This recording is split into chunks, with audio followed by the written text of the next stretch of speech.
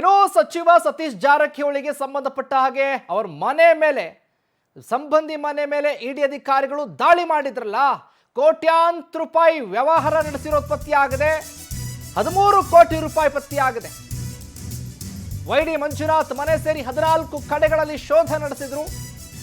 ಇಡಿ ದಾಳಿಯಲ್ಲಿ 13.3 ಕೋಟಿ ಮೌಲ್ಯದ ಆಸ್ತಿ ಪಾಸ್ತಿ ಪತ್ತೆಯಾಗಿದೆ. ದಾಳಿ ವೇಳೆ 7.8 ಕೋಟಿ ರೂಪಾಯಿ ಮೌಲ್ಯದ ಚಿನ್ನಾಭರಣ ಪತ್ತೆಯಾಗಿದೆ. 5.5 ಕೋಟಿ ನಗದು, 3.3 ಲಕ್ಷ ಮೌಲ್ಯದ ವಿದೇಶಿ ಕರೆನ್ಸಿ ಪತ್ತೆಯಾಗಿದೆ. ಕ್ಯಾಶ್ ಬುಕ್ ಆಸ್ತಿ ಪತ್ರಗಳು ಕೂಡ ಇಡಿ ದಾಳಿಯಲ್ಲಿ ಪತ್ತೆಯಾಗಿದೆ. 13.3 ಕೋಟಿ ಆಸ್ತಿ. ಸಚಿವ ಸತೀಶ್ ಜಾರಕಿಹೊಳಿ ಸಂಬಂಧಿ ಅವ್ರ ಮನೆ ಮೇಲೆ ದಾಳಿ ನಡೆಸಿದ್ರಲ್ಲ ಇಡಿ ಅಧಿಕಾರಿಗಳು. 14 ಕಡೆಗಳಲ್ಲಿ ವೈಡಿ ಮಂಜುನಾಥ್ಗೆ ಸಂಬಂಧಪಟ್ಟ ಹಾಗೆ ಅವ್ರು ಎಲ್ಲೆಲ್ಲಿತ್ತು, ಸ್ನೇಹಿತರದು ಕಚೇರಿಗಳು, ಅಪಾರ್ಟ್ಮೆಂಟು ಎಲ್ಲ ಕಡೆ ದಾಳಿ ಮಾಡಿದ್ರು. 13.3 ಕೋಟಿ ರೂಪಾಯಿ ಆಸ್ತಿ ಪಾಸ್ತಿಯನ್ನ ಪತ್ತೆಯಾಗಿದೆ ನೋಡಿ. ಕ್ಯಾಶ್ ಬುಕ್ಗಳು, ಆಸ್ತಿ ಪತ್ರಗಳು ಎಲ್ಲವನ್ನೂ ಕೂಡ ಈಗ ಇಡಿ ಅಧಿಕಾರಿಗಳು ವಶಕ್ಕೆ ಪಡ್ಕೊಂಡಿದ್ದಾರೆ.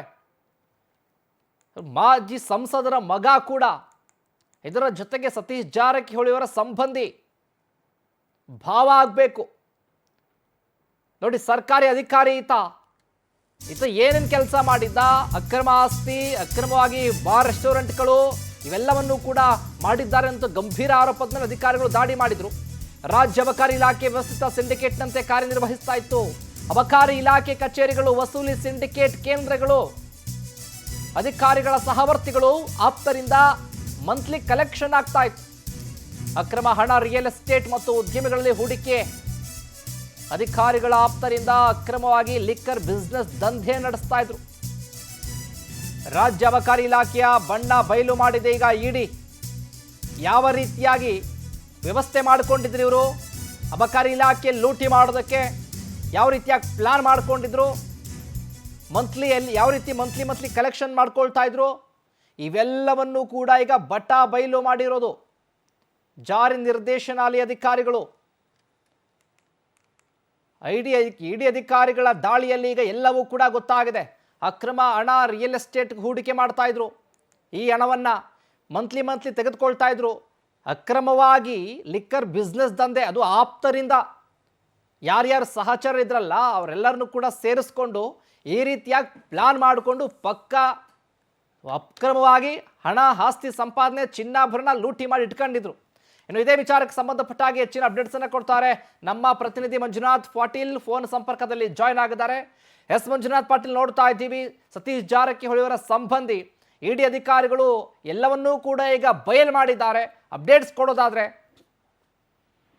ಹೌದು ಶಿವಕುಮಾರ್, ಏನು ಬೆಳಗಾವಿಯ ವೈ ಮಂಜುನಾಥ್ ಏನು ಸತೀಶ್ ಜಾರಕಿಹೊಳಿ ಮತ್ತು ರಮೇಶ್ ಜಾರಕಿಹೊಳಿ ಅವರ ಬಾಮೈದ ಆದಂತ ವೈ ಮಂಜುನಾಥ್ ಮನೆ ಮೇಲೆ ಈಗಾಗಲೇ 2 ದಿನಗಳ ಹಿಂದೆ ಇಡಿ ಅಧಿಕಾರಿಗಳು ದಾಳಿ ಮಾಡಿದ ನಂತರ ಮೈಸೂರು, ಬೆಂಗಳೂರು, ಅದೇ ತರನಾಗಿ ಅರಸೀಕೆರೆ ಸೇರಿದಂತೆ ಒಟ್ಟು 4 ಕಡೆ ದಾಳಿ ಮಾಡಿ ಒಟ್ಟು 14 ಜನರ ಮೇಲೆ ದಾಳಿ ಮಾಡಲಾಗಿತ್ತು. ದಾಳಿ ಮಾಡಿದ ನಂತರ 13 ಕೋಟಿ ರೂಪಾಯಿಗೂ ಹೆಚ್ಚು ಒಂದು ಆಸ್ತಿ ಪಾಸ್ತಿ ಅಲ್ಲಿ ಕಂಡು ಬರುತ್ತೆ. ಅಲ್ಲಿ ಅಕ್ರಮವಾಗಿ ಏನು ಹಣವನ್ನು ಸಂಗ್ರಹ ಮಾಡಿರ್ತಾರೆ. ಬಾರ್ ಲೈಸೆನ್ಸ್ ರಿನ್ಯೂವಲ್ ಮಾಡೋದಾಗಿರ್ಬೋದು, ಹೊಸದಾಗಿ ಬಾರ್ ಲೈಸೆನ್ಸ್ ಕೊಡೋದಾಗಿರ್ಬೋದು, ಆ ನಿಟ್ಟಿನಲ್ಲಿ ಪ್ರತಿಯೊಬ್ಬ ಬಾರ್ ಮಾಲೀಕರಿಂದ ಲಕ್ಷ ಹಣವನ್ನ ಇವರು ದೋಚಿರ್ತಾರೆ. ಅಷ್ಟೇ ಅಲ್ಲದೆ ಅದರ ದಾಖಲೆಗಳನ್ನು ಸಹ ಸಿಕ್ಕಿರುತ್ತವೆ. ಸಿಕ್ಕ ತದನಂತರ ಇಡೀ ಅಧಿಕಾರಿಗಳಿಗೆ ಒಂದು ಲೋಕಾಯುಕ್ತದಲ್ಲಿ ಒಂದು 2002 ಮತ್ತು 2017 ಅಡಿಯಲ್ಲಿ ಒಂದು ಪ್ರಕರಣ ದಾಖಲೆ ಮಾಡ್ಕೊತಿರ್ತಾರೆ.